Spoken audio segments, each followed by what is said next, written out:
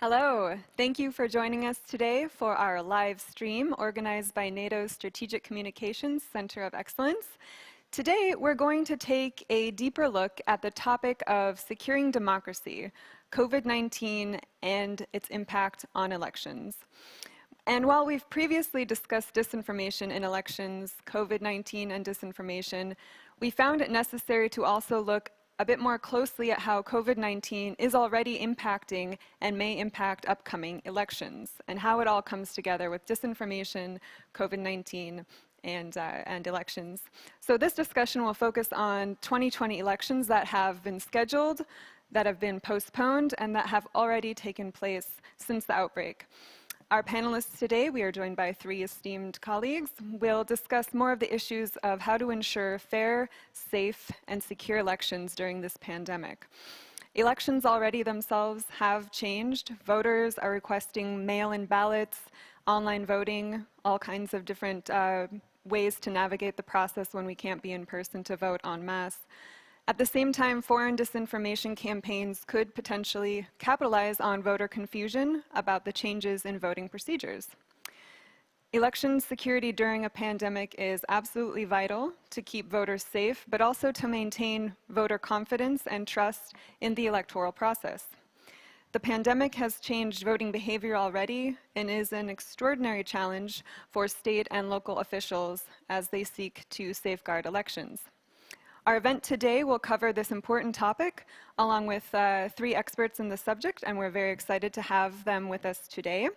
With us from across the world, we have Ms. Ingrid Bicu, expert on strategic communications and elections from the International Institute for Democracy and Electoral Assistance.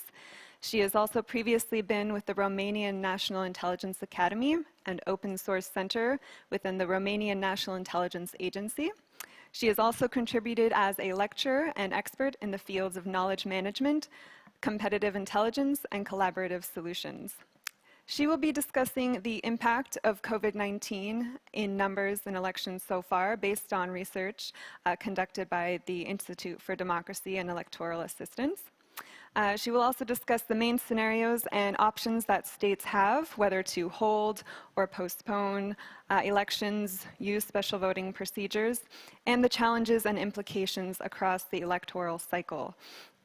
She will also discuss the importance of interagency collaboration, communication, and importantly also voter education to dispel disinformation during this time. We'd also like to welcome back a former colleague of ours, Mr. Sebastian, now a researcher and project manager at the Swedish Defense Research Agency, focusing on election security, hybrid threats, and disinformation. He recently concluded his rotation to the NATO StratCom COE, where he, among many other accomplishments, published a report titled Protecting Elections, a Strategic Communications Approach. He has a history of election protection projects, and we are excited to hear him talk about COVID and disinformation, the upcoming election cycle with an increasing focus on the legitimacy of elections, as well as the current challenges that social media companies are facing with regards to disinformation and elections. He'll highlight some of the lessons learned from the recent 2018 Swedish elections and go into some details about the needs and challenges we will be seeing ahead of us. We also have Nicholas Fang, director of the Singapore Institute of International Affairs. He has been in the media industry for over 15 years and is the founder and manager of Black Dot, a strategic communications consultancy, and Black Dot Research, a market and social research agency, which is also the foremost private sector fact-checking organization in Singapore. He also chairs a strategic communications expert panel for the Singapore Ministry of Defense. Nicholas is going to go into the Singaporean perspective, talking about how the Singaporean government is looking to call elections soon ahead of schedule, the challenges that the COVID-19 outbreak has created, as well as the information environment that has been impacted by the pandemic with a surge of misinformation, disinformation, and the implications this can have for elections, as well as trust in information sources. So we have a lot to cover today, so we'll get started with Ms. Ingrid Bicu, who will be talking about sort of a general overview. And as always, if you have any comments, feel free to post in the comment section of Facebook Live or YouTube or Twitter. So, Ingrid, let's go over to you. There are dozens and dozens of elections scheduled for this year around the world, I think about 70. What are some of the challenges that states are facing in light of the COVID-19 pandemic, and what can be done to mitigate some of these issues?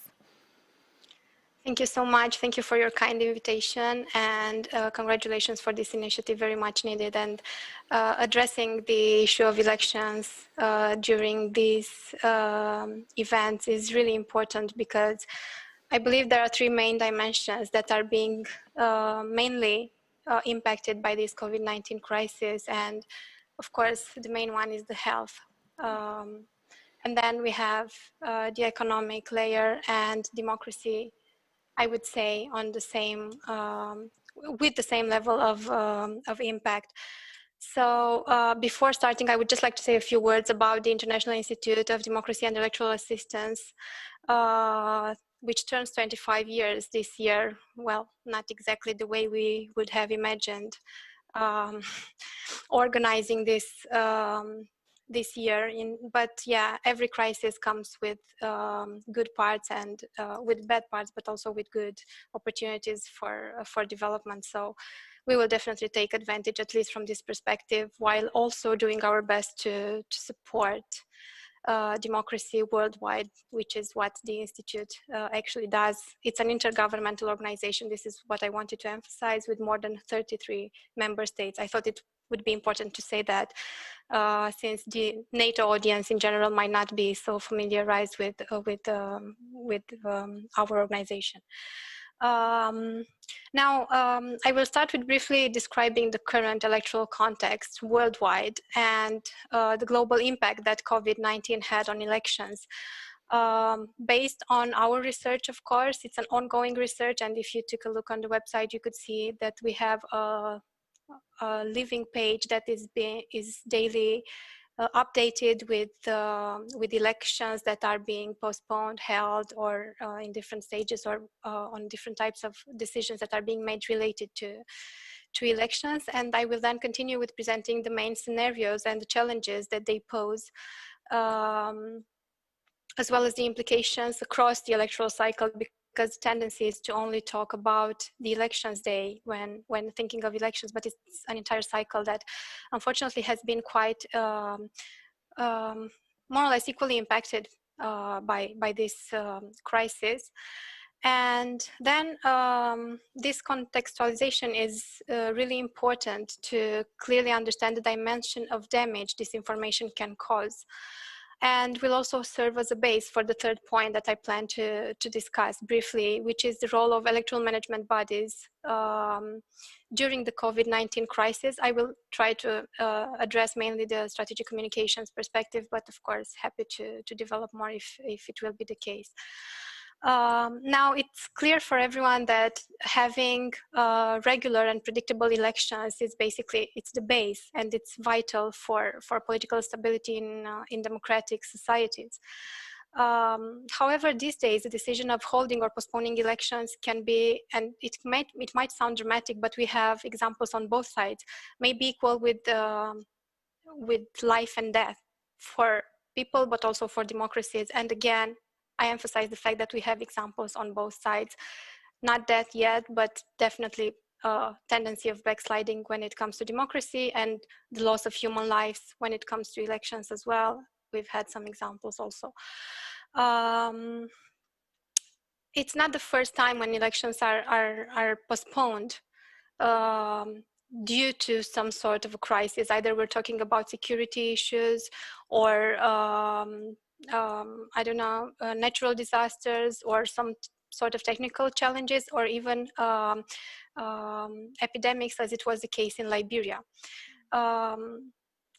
However, this year we still have at least, but I would say more than 70, it was what we could count, 70 national elections. So without including the regional, local elections, 70 national elections scheduled.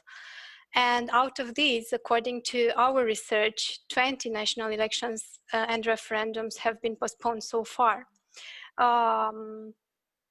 In total, more than 60 national, regional, and global local elections have been postponed since the 1st of March.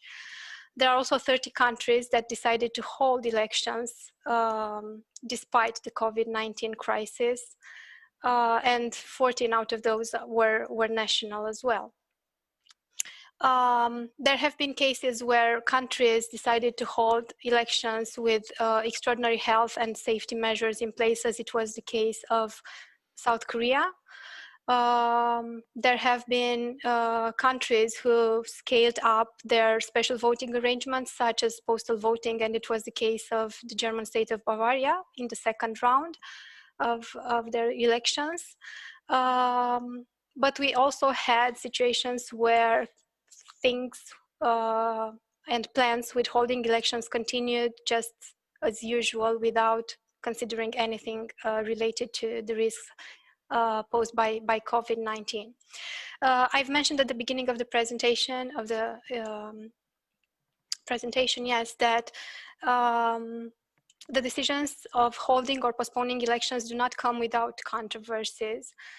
And elections are not only about election day, but the impact of COVID-19 has to be considered across the entire electoral cycle, whether we're speaking about legal framework, which would be the first step. And this is obviously a big challenge when it comes to making last moment changes.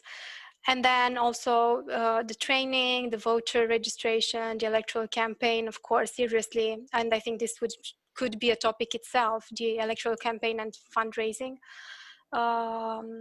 Of course, voting operation, validation of results, counting, everything is impacted by the virus. I was speaking about the scenarios and the challenges they pose, and the way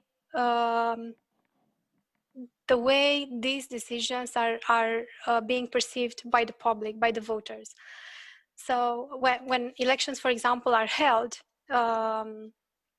during the COVID-19 crisis, the decision can be perceived as irresponsible. And we have already seen in various cases a low turnout because, of course, the fear of illness is the one that has priority in our minds these days. And in this case, the legitimacy of elections can be questioned. And then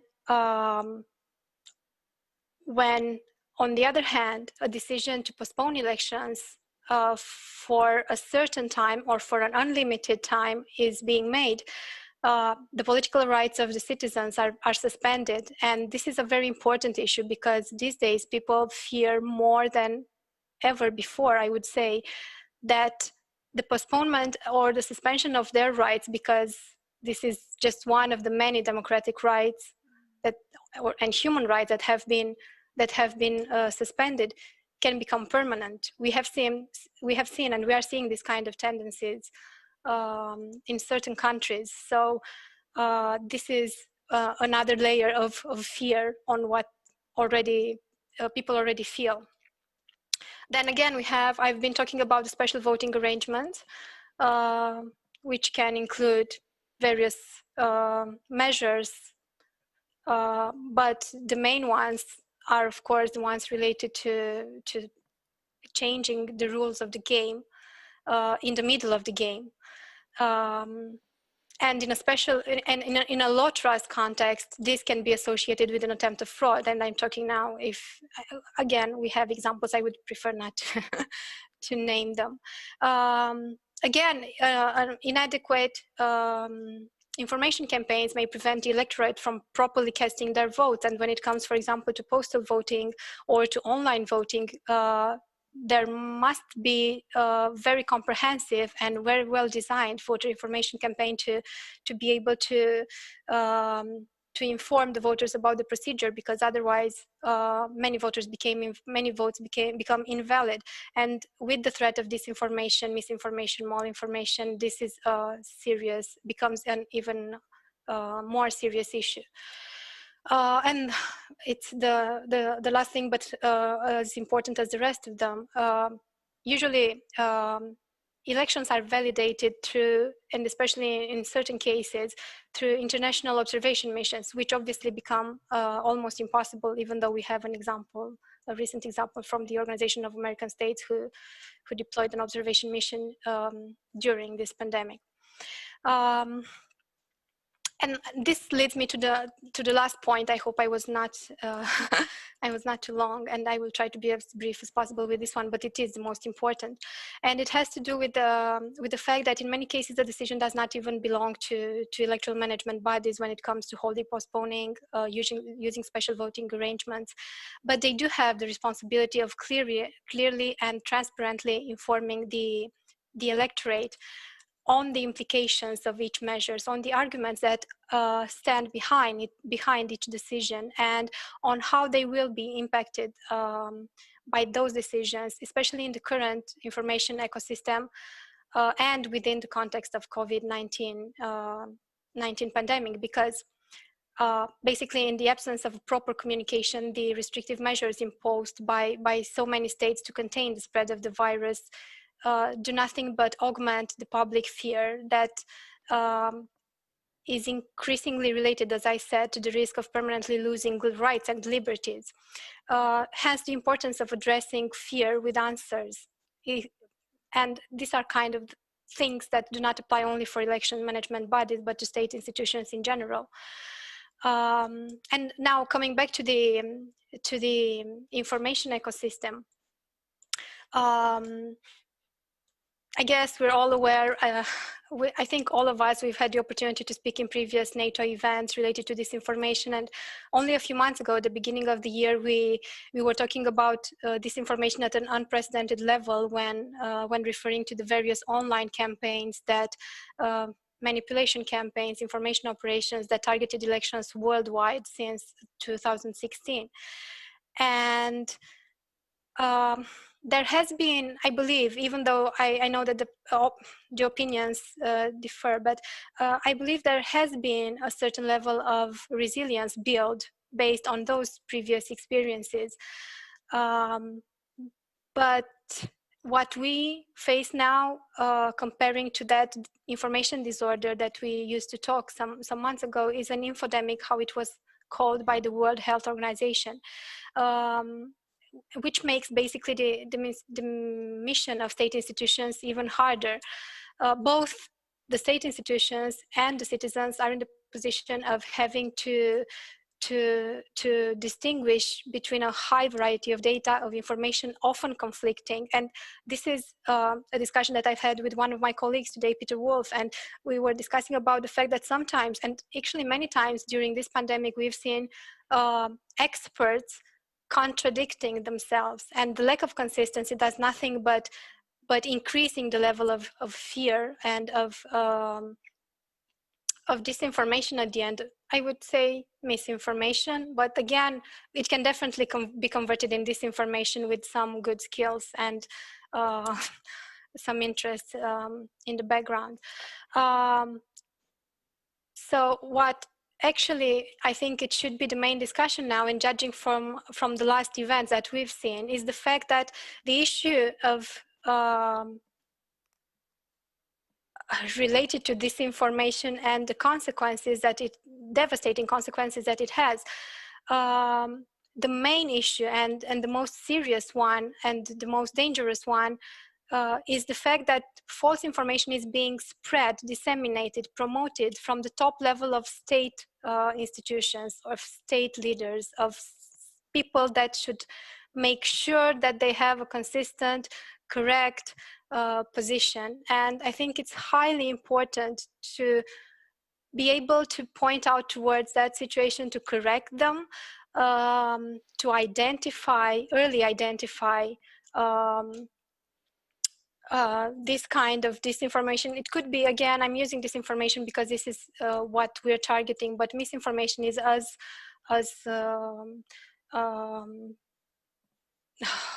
bad as disinformation, not to mention malinformation, which is even more difficult to target.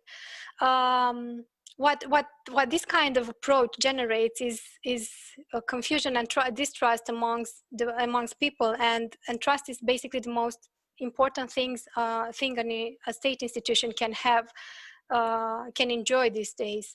And especially when it comes to the current landscape, information landscape, I believe the ability of making its voice heard above the virtual crowds it's really important in order to dispel this information and reduce its potential devastating consequences.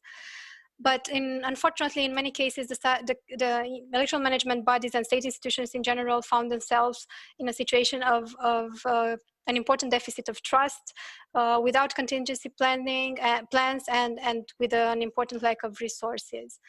There are 3 more points that I want to make quickly about the fact that EMBs should be able to consolidate their credibility, the transparencies, to such an extent that people regard them as primary sources of information, reliable sources of information. And speaking of this, I believe all the categories of public should be exposed to this kind of terminology that before was specific only to analysts, only to people working in intelligence or in the media field.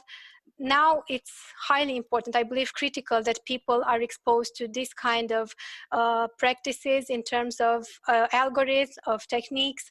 And I talk about, as I said, primary source validation, reliable source system, asymmetric threats, information operations, and the rest of the terminology that you have been talking about and defined during your various webinars. And last but not least, the interagency collaboration, it's vital, of course, and it has been proven previously, including during the research that my colleagues at International IDEA did related to cybersecurity.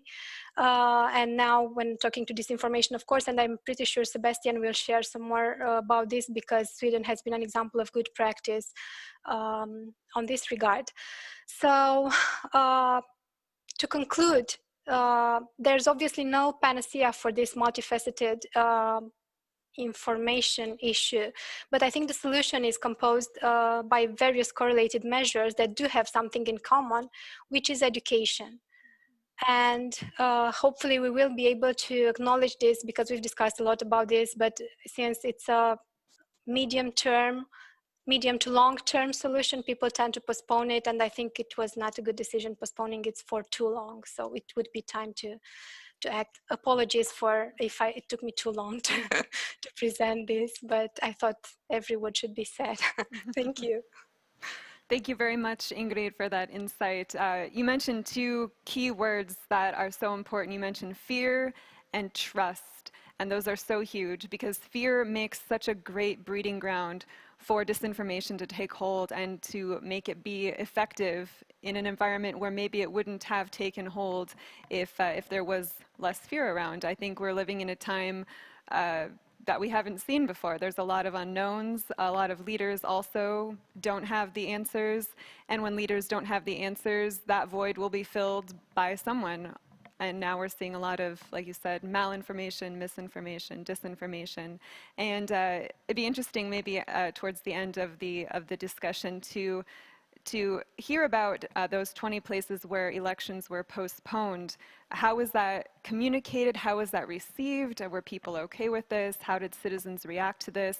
And maybe what lessons we could learn from communicators, if that was communicated effectively, as well as fact-checking. We're also living in a time where sometimes fact-checking is, well, as we know, it's a little slower than preemptive information, but fact-checking is sometimes sort of seen as an attack on values or on personal beliefs. And so it'll be interesting to hear from Nicholas about fact-checking and how people receive fact-checking information. But going over to Nicholas as well, can you, maybe from the Singaporean point of view, can you explain more about how Singapore is ready to tackle some of these disinformation issues regarding elections and COVID-19? And what are the implications of the disinformation that is already in circulation in that information environment? And how might this affect elections? So over to you. Thank you very much, and thank you to NATO StratCom Center of Excellence for having me on this panel. It's quite an interesting situation for us in Singapore when we look at such issues, because I think to this date, we've been lucky, for want of a better word, but to have been quite far away from what I would say is the forefront of information influence operations, which we see in a lot of other countries around the world. That being said, I think there's a fair amount of concern from all the stakeholders here in Singapore, the government, and the civic society, the private sector as well, on the potential implications of malinformation on a democratic process. I would like to say that we are not one of the 20 countries who has postponed our elections. Our elections are only due by April 2021. However, there was some expectation that we would see an election a little bit earlier than that. There was some forecast that it could have been at the start of this year. And of course, with the outbreak of COVID-19, that went out the window. When Singapore was doing a little bit better in terms of managing our numbers in the early stage, and I think we were lauded by some international organizations for having done the right initial steps. Then there was expectation that we would have an election again quite soon at that particular period, but we've since seen an increase in cases to numbers that were quite a lot higher than they were in the early stage. A lot of this is due to a migrant worker population that is separate from the broader community. So we are not seeing a lot of widespread community transmission, but the overall numbers are still quite high. So we have just come out of what we call the circuit breaker. I guess it's in some cases it has some semblance of a lockdown, but much milder than what we see in a lot of other parts of the world. Today is actually the second day after we lifted the circuit breaker, and we're into what is called phase 1, and the government has spelled out 3 phases in total. Before we get a little bit closer, not necessarily to business as usual, but to some sense of normalcy. And I think the expectation is that we could see elections in Singapore taking place potentially in July, as soon as July. So I think they're coming up quite quickly. And I would say that the concerns that link COVID-19, the information environment, dis and malinformation, with a broader concern about the elections, largely stem, largely quite well linked together. I would say that if we track the sort of fake news, examples of misinformation, disinformation, and malinformation throughout the stages of the virus outbreak here in Singapore, it's been quite interesting and quite illustrative of what the potential threats might be that we are potentially going to have to confront in the weeks and months ahead. We saw a lot, as we sort of mentioned in the early phase of the viral outbreak, a lack of information, awareness, and understanding about what COVID-19 was. Obviously, it's a novel coronavirus, so it's new. And into that vacuum, we started to see a lot of speculation, I would say potentially in the realm of misinformation, where people were grabbing at information from whatever sources that they had. They were spreading rumors about a potential cure. If you placed an onion by the window, it would trap the coronavirus, and we were starting to see a lot of information like that. And it was being shared by well-meaning friends and family members who thought that it was important for people to know how to defeat the coronavirus. At the same time, we then started to see a little bit more insidious and potentially impactful disinformation coming out. People were starting to spread information about potential cases, people who were infected, who were roaming around in particular areas. We don't necessarily know the motives for this, whether it was a genuine attempt at public disturbance or impacting safety and security, whether it was mischief, or whether it was just pure speculation. But we started to see a little bit more worrying cases in that particular aspect. When the situation started to involve the migrant worker community, we started to then see information that was targeted at that particular community or spreading false information about that particular community. There was rumors of disturbances, fights. There was some speculation that there were videos of individuals who had killed themselves because when they found out that they had COVID-19. And I think this caused a lot of concern, not just in the migrant worker population, but for sure in the broader Singapore population as well. People were again in this environment of fear and a lack of complete information about the virus. Rumors and fake news spreads far more easily than I would say in a time of clarity and complete information as well. So we've seen that, and I think we are still seeing, obviously to a lesser degree now, still rumors and malinformation examples around the COVID-19 situation. In the past few weeks, as we dealt with the circuit breaker situation, there were rumors that they were going to be lifted soon, or there were rumors that it's going to be extended again. I think that it mirrors quite well the topicality or the focus of most people within the society. And we can see that the sort of information flow or the misinformation, disinformation flow mirrored very closely what the general public was talking about, what people were most concerned about, what people were most focused on. And if we extrapolate that to this notion of the upcoming elections, I think one of the issues that we are most concerned about is that the COVID-19 experience has sort of laid out a playbook. If there was a bad actor who was interested to understand more about how information operations could be leveraged in the Singapore context, the COVID-19 actually laid out a lot of interesting examples and different ways and means that that kind of false information could be shared. So that, of course, is one of the key concerns. Another issue, as Ingrid mentioned a bit earlier, is the notion of trust. So when you have a period of intensified information operations, you have confusion that spreads. You have the false claims that come out. You have the fact checks, ostensibly, that might be done by different sources. And you have maybe the government official response to try to clarify some of these issues. And when you see enough episodes like these happening, you genuinely start to, if you're a member of the public and not tracking these issues very closely, you begin to wonder, well, what source of information can I trust? Can I trust what I see on the internet? Most of the time, no. Can I trust what I see in online media, alternative forms of media? Is it only the mainstream traditional media that we can trust, or is it only the government? And of course, the environment in Singapore is quite different from what we see in Europe and in other parts of the West, and also other parts of Asia. And I think that when you have that kind of confusion and that fog of dis and malinformation, the opportunities for information operations to be leveraged to influence potentially major milestone events like a general election for sure go up exponentially as well. Now, I'm going to just end off by talking about some of the measures that potentially can be deployed to address this situation.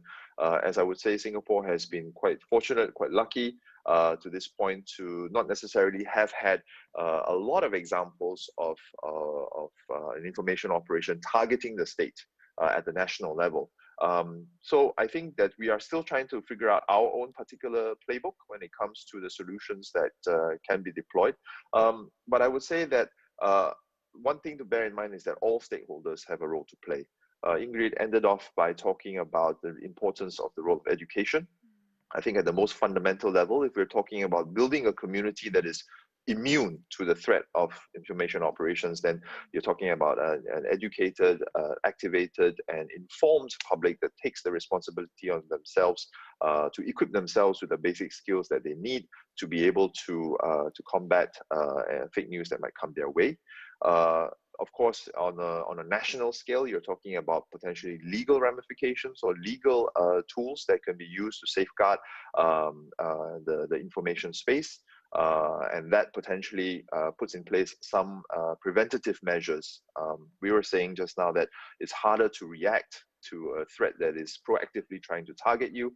Having a legal regulatory framework already in place means that you are a little bit better defended from the start. You then have the role of third-party independent fact-checkers. My own particular organization has been trying very hard to be active in this space. And I think it complements the other aspects that we see. The Singapore government, about a month ago, said that they had done about 40 pieces of fact-checking to dispel fake news around COVID-19. Our own particular team had done a total of 60 pieces.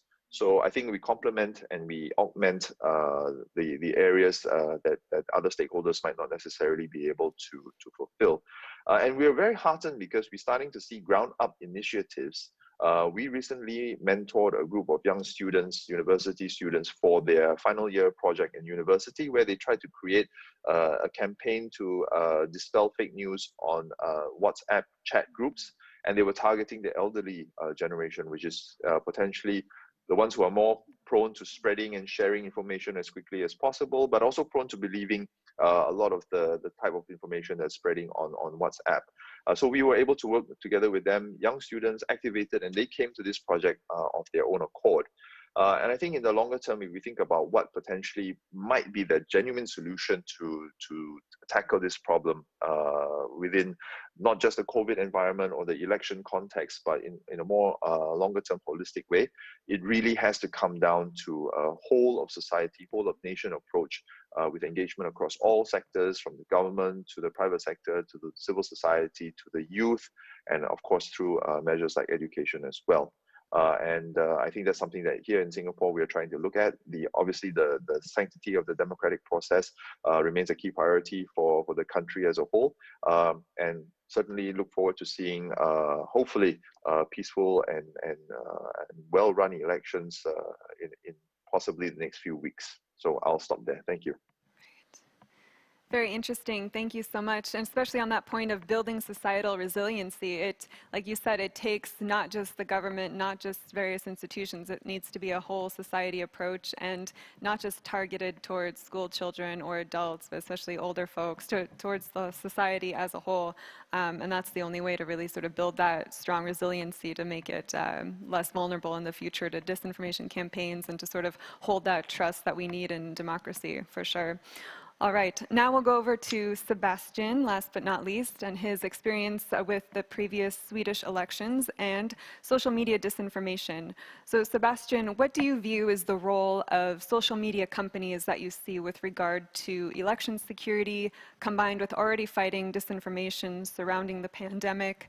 And what can this tell us about the legitimacy of elections, in your view? Thank you, Monika, and thank you to NATO StratCom COE for hosting this event, and thank you to the other speakers. It's been interesting to hear what you said, and I'm going to adjust a little bit what I had intended to talk about based on what has already been said. I think there's some very valid and interesting points to bring along.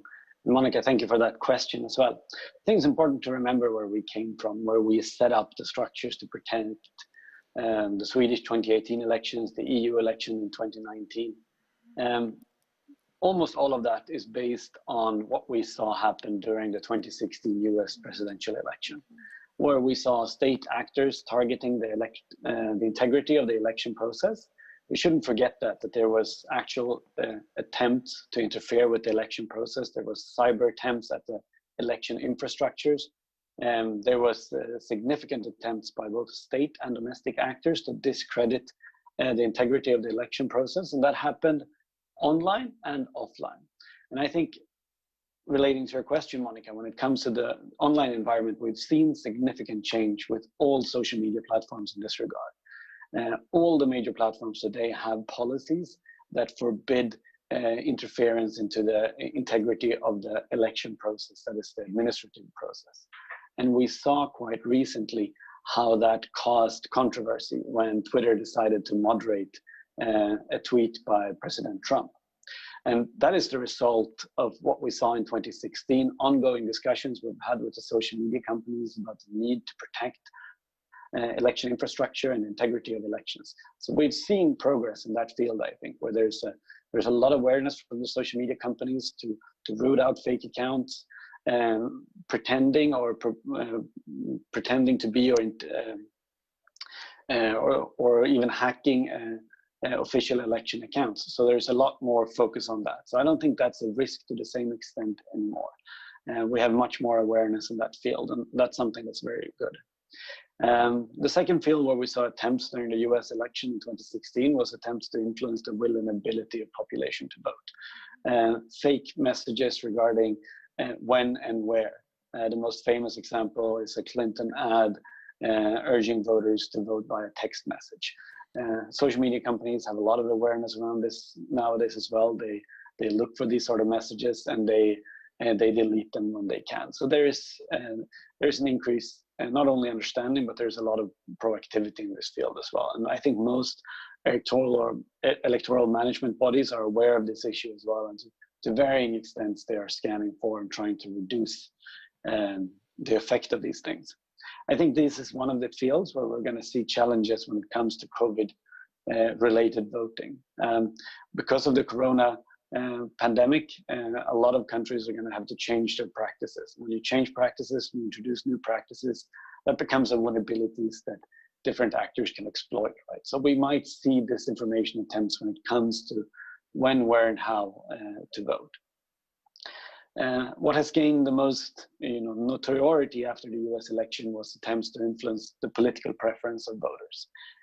Antagonists pretending to be domestic movements, fueling domestic movements.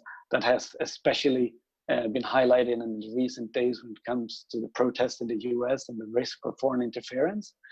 And here is one of the fields where a lot of researchers, my including, see a lot of risk in the upcoming elections.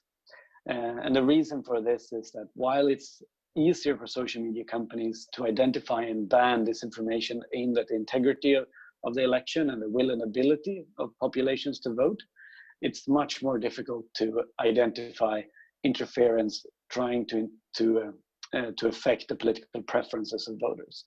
And because there's so many more ways to do this. And in this field, because social media companies send home a lot of their manual content moderation teams as a result of the pandemic, I fear that their capabilities in this field has gone down significantly, and that's just opened up a lot of vulnerabilities for foreign interference in this field. And the last thing that we looked at when we tried to safeguard the 2018 elections in Sweden and the EU elections was, of course, interference when it comes to targeting specific politicians, the Trump investigations and everything that came with that. I think those are one of those fields that is of less concern when it comes to safeguarding elections.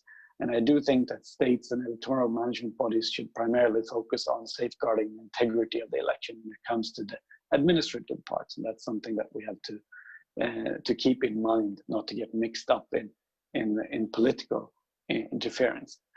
That is important. We still need to focus on countering political interference, but this must be something that's primarily done by civil society, by media, and by researchers.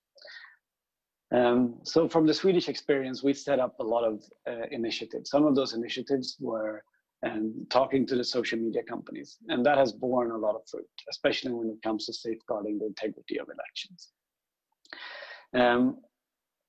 I think one of the things that we only started in 2018 was to set up analysis, fact-checking, and civil society teams that would actively be able to identify ongoing attempts to influence elections. While we did do some initial things in this field, I don't think we came far enough.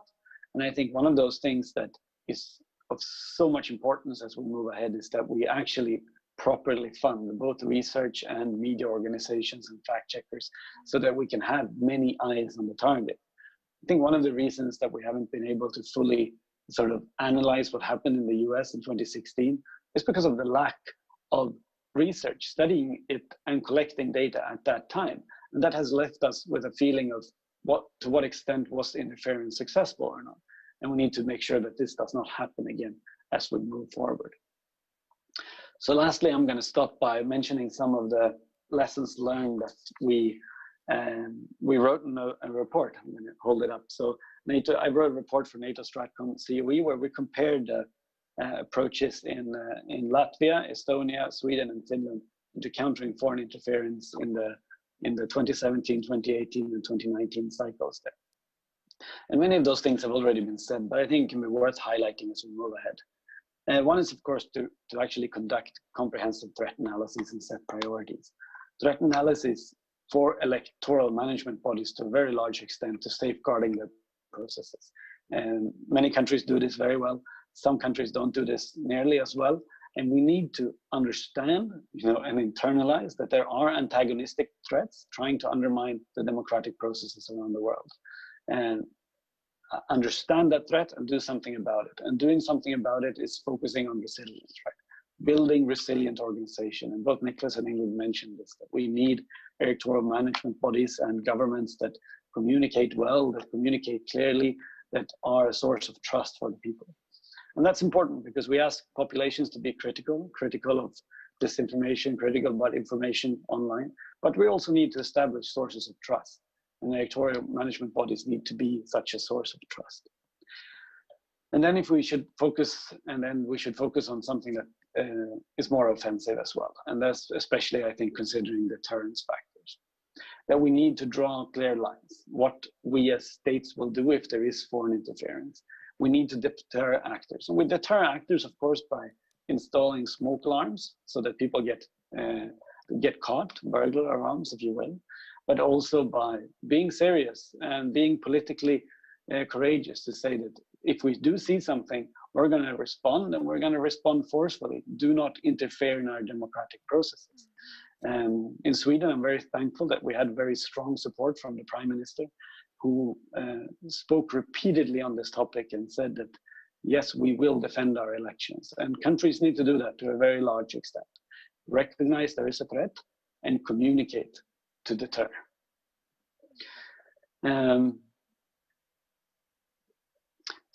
So I think, just to sum up, we need to combine those things. We need to strengthen our electoral management bodies, but we also need to communicate to deter.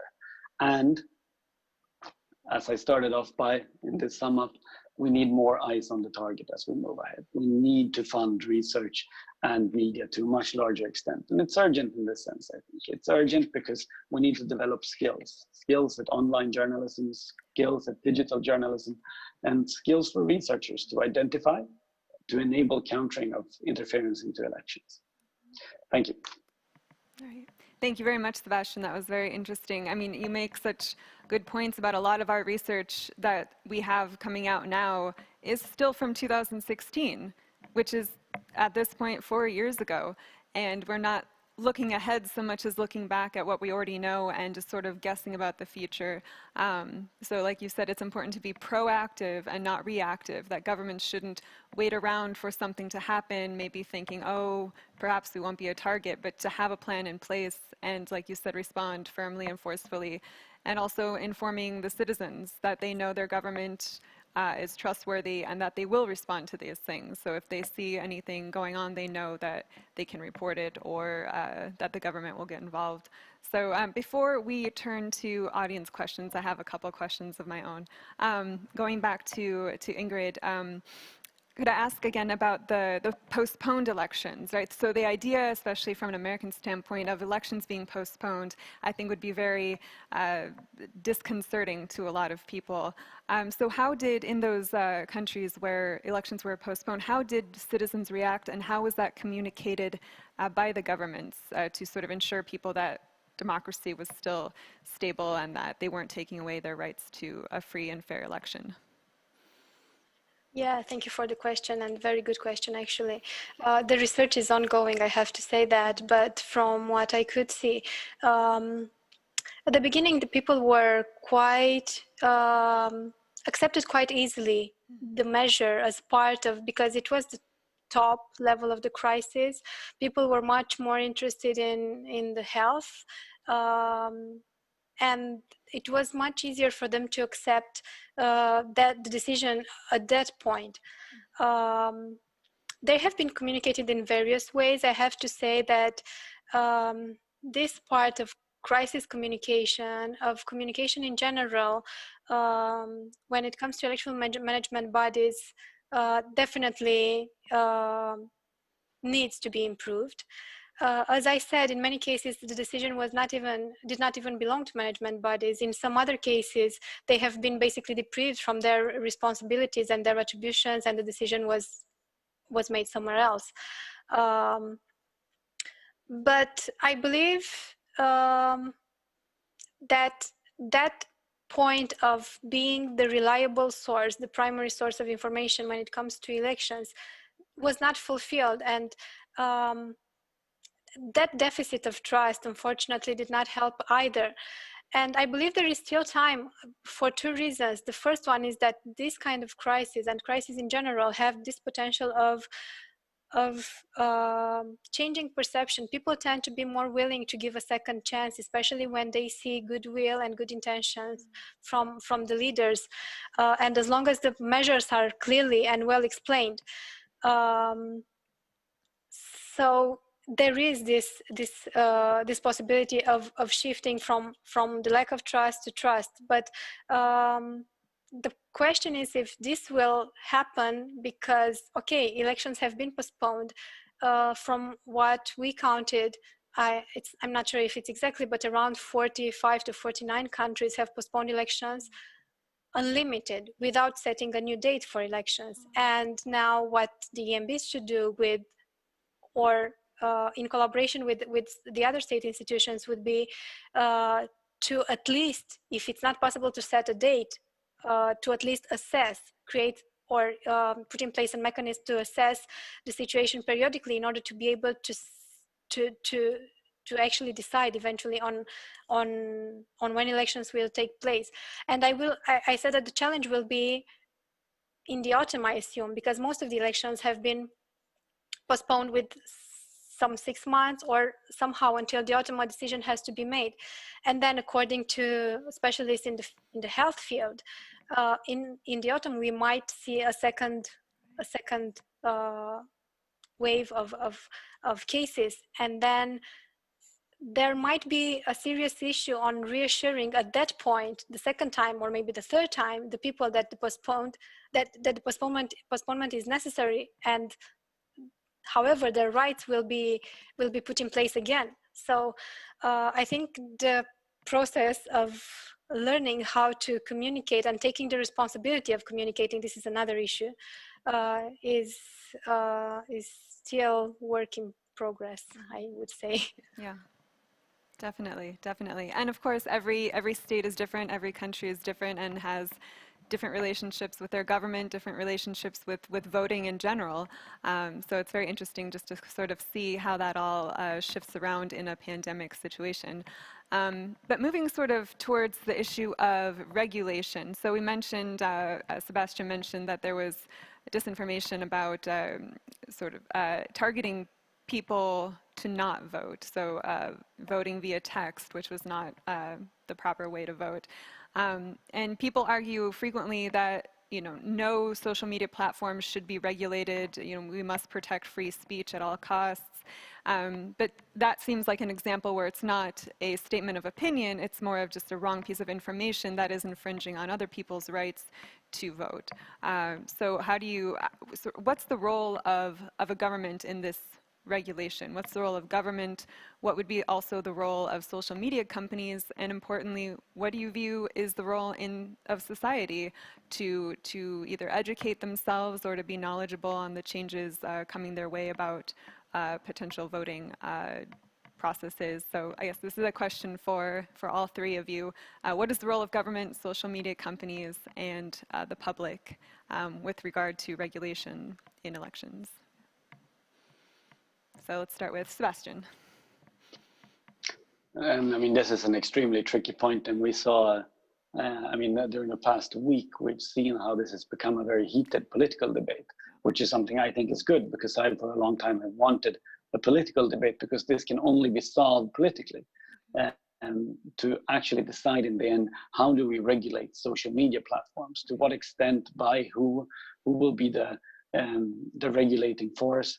In the EU, we've had for the past years quite a forceful political movement to regulate the social media platforms, and there is great expectancy that we will have some sort of regulation within not too long of a time. There has not been very warm reception from the United States previously, and that has shifted though in the past weeks because of the controversy surrounding President Trump and Twitter moderation of some of his tweets. So I think it's good that this is now a political discussion. I don't think it's the role of researchers to necessarily say which should be which, but we need to know what the different options are and what the effects of them will be. I think when it comes to safeguarding elections, I think we've had a very productive dialogue with the social media companies, and I'm very happy that there is now a collaboration, not regarding the content of things, but countering inauthentic coordinated behavior. That means manipulation of platforms. I think it's quite easy to get agreement that this is something that's something that shouldn't belong on the social media platforms. But then when it comes to regulating content, I think where it's easiest to find agreement is when it comes to regulating different attempts to interfere with the election processes. There are very borderline cases, and we've seen this in the US as well. Where do you draw the line as a social media platform? And the only way that they can decide this, I think personally, is through regulation. Because if they don't get regulated, they will decide themselves and will have different standards, and users will be able to use these different standards in attempts to undermine online conversations. So what we're having now and how we decide to move forward, it's going to be the result of this political discussion, where we're going to have to find agreement primarily between the EU and the US because that's where the platforms are in the EU, because we've come the furthest when it comes to trying to figure out, well, how do we regulate, and then to decide on the approach, a soft or a hard approach on regulation, and how should we go about this. Absolutely, absolutely. I wanted to pick up on what Sebastian said, and also something that he said towards the end of his remarks, which is this notion that you have to show that you are serious about tackling this threat. You need to put up your smoke alarms, but then you also have to be able to demonstrate that you're willing to take action when democracy and elections are threatened. Singapore again was one of the first to put out a law that basically took quite a harsh stance towards the prevention of online falsehoods and manipulation. That's to give it the whole name. Of course, everybody calls it the fake news law. And I think that critically, one of the objectives is to exactly as Sebastian said, to show that we are serious about this, and at the same time to also to flesh out the defenses that can be preemptively in place to address the threat rather than constantly reacting to it. There are, of course, challenges to this. It's easy to criticize. I think recently Facebook in Asia, in Singapore, also said that this law, which mandates that if the individuals refuse to take down a post or to put out a correction, the social media platforms that carry the posts are then responsible for putting up that sort of correction notice or taking down the thing. So it's a legal requirement, and it has been criticized as being too harsh, of course. But at the same time, one of the threats is that people then start to challenge the law, to in a sense to demonstrate the harshness of that law. So it's the martyr syndrome by putting themselves out to provoke or to challenge the law. And when the law comes into effect, they say, well, there you go. It's just proven my point that this law is too harsh and that it's coercive or restricting of liberties. So in the longer term, my biggest concern would be, with the information environment changing so rapidly, with the threats evolving in both the technological aspect of it, becoming a little bit more attuned to social consumer behavior and psychology and sociology, and to be a far more insidious threat, can legal frameworks keep up? Can they, evolve quick enough to deal with? I mean, we were talking about deepfakes some time ago, and then now we've moved beyond deepfakes already. So my only concern is that while laws are important, the broader society needs to become very agile and very attuned to this threat. They need to be aware that, first of all, there is a threat. They need to know how to counter the threat, where to find the right information, and as people who operate in their own lives, which is what ostensibly information operations is trying to influence, you owe it to yourself to take responsibility and to be able to safeguard your lives, your daily, the way you go about your lifestyle, and especially when it comes to democracy and elections as well. So again, I would say, with Sebastian, I think the answer is not necessarily very clear, but this conversation, and I guess watching how this threat evolves will inform how we then need to deal with it potentially in the future as well. For sure. Ingrid, anything to add to that? Yeah, just quickly, I do want to emphasize the fact that besides US and EU and consolidated democracies in general, I do dare to say that in these two parts of the world, there are the most consolidated democracies. There are some other countries who are looking very much into what Western countries do and take as an example.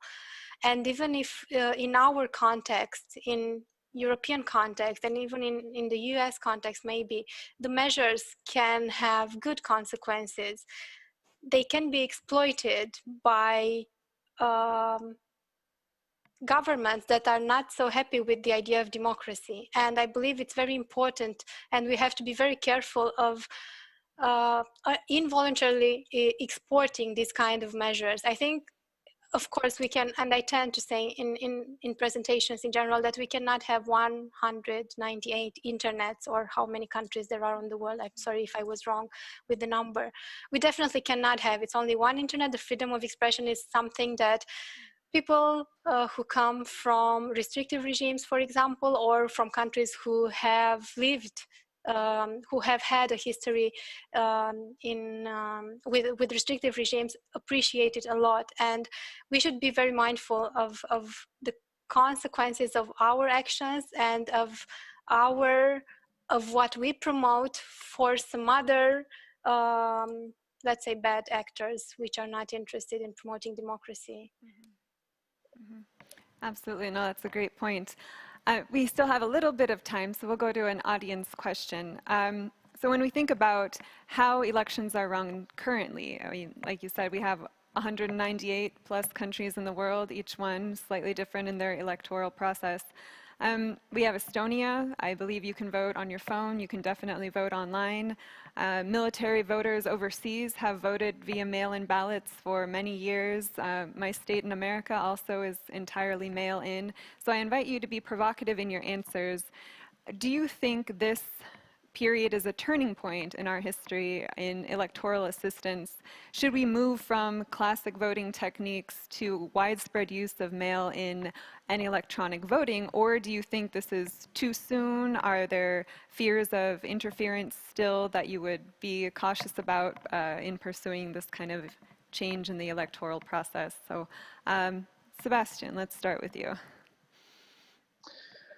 It's a good question. I mean, it's one, for a long time we talked about digitalization of the election, and this is a more complex question than one would think, because most voters, they only think about voting, but the election is a logistical process where there's several different parts that can actually be digitized. Anything when it comes to ledgers, to voter rolls, etc. There's opportunities to do them more digital in several ways.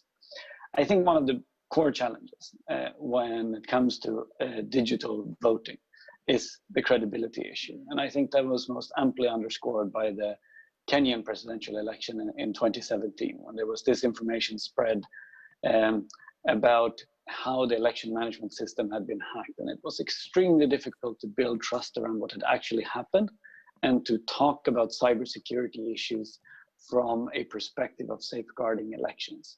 So from that perspective, I'm skeptical that we're going to see a move towards digital voting when it comes to complete digital voting. But that doesn't mean that we can't digitalize the electoral systems to a larger extent, but we're going to have to find a way where we can make sure that we can communicate and also safeguard trust in elections. And a fully digital system, I think it's too vulnerable from a trust perspective, even if I personally trust the digital aspects of it. So I think for that reason, we're not going to see a move. When it comes to, for example, mail-in ballots or absentee voting or voting ahead of election day, that is a move we've seen for a very long time. In Sweden, we've gone from a fraction of the vote being done ahead of election day to now more than 50% of the vote being cast ahead of election day. for convenience, but it's also a very good way to increase voter turnout, to make election more accessible. I don't see any risks with this per se. And this is how we conduct it. This is how we safeguard it. That's what's going to be. That's what's going to matter in the end. But is it perhaps going to change some of the ways we vote? Maybe. I'm not seeing that in discussions at this moment. We're still focused on safeguarding sort of the basics, rather than moving ahead and inventing fully new ways of voting. Right. Right. Nicholas, do you have any comments? Yeah, well, I guess the key thing I would point out is that it really depends on the country as well. So when we're talking about Singapore, we are a very small country. Our citizen population is under 4 million. So I think when you did talk about countries that are far greater in number, then the scale of shifting from traditional voting to digital voting presents its own challenges. And in terms of safeguarding the process, in terms of accessibility to the internet, accessibility to technology that would enable that kind of voting, raises a lot of issues. The point I wanted to make in this current context of the COVID environment, and I think we mentioned some examples of wonderful success of countries going for voting despite the viral outbreak and achieving great turnout. I think South Korea has been highlighted as a wonderful success story in that particular respect. But the challenge remains that I don't think any government wants to say that we were responsible for an election cluster or an election resurgence of COVID-19. But with that sort of public health and public safety concern in the foremost priority, I think it's also very important to balance and make sure that the democratic electoral process doesn't become unduly restricted in the name of health and safety measures. I think there are certain basic practices and procedures that can be put in place, but it should not impinge on the nature of the democracy. So I think in South Korea, it was managed. People had to wear gloves, people had to wear masks, and make sure that everything was disinfected. And I think we can learn a lot from those examples as well. Absolutely. Ingrid. Yeah, it's such an interesting question, and I was so much expecting it to be here during this webinar. Yeah, first of all, of course, South Korea is an example. German state of Bavaria is another example. Of course, totally different. And what I do want to emphasize is the fact that these kind of decisions are context-driven in so many ways.